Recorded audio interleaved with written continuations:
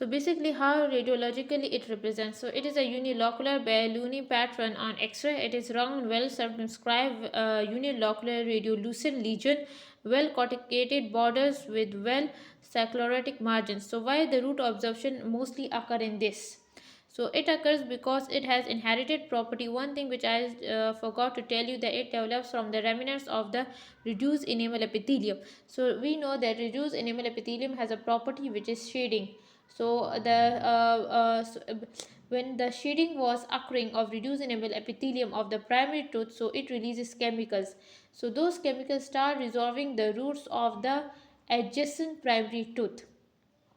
Okay, so it is like so we have like this, and it has more chances to have a pathological fractures than the radicular cyst. Okay, so it has inherited property due to which the root absorption occur by chemical release by dentagerous cyst and pressure from the secondary tooth which occurs. One thing which very important to tell you, that it can develop a tumor also. It is a very true pre-malignant lesion. So it can be developed in a squamous cell carcinoma or mycoepidermoid carcinoma. So it has the ability uh, to be converted into a malignant tumor. Okay. Now moving towards the histology of the dentageous cyst. So it has 2 to 5 cell layers. It is lined by non-keratinized stratified squamous epithelium.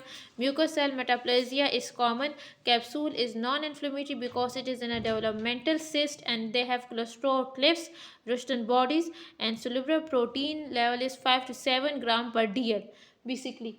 And we have so basically it has a the fluid is present is basically is proteinous yellowish fluid, and cholesterol cliffs, which is basically common.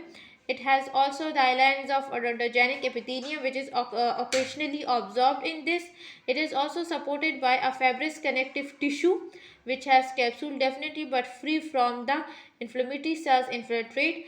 It has also the epithelium discontinuity, which is frequently observed in this.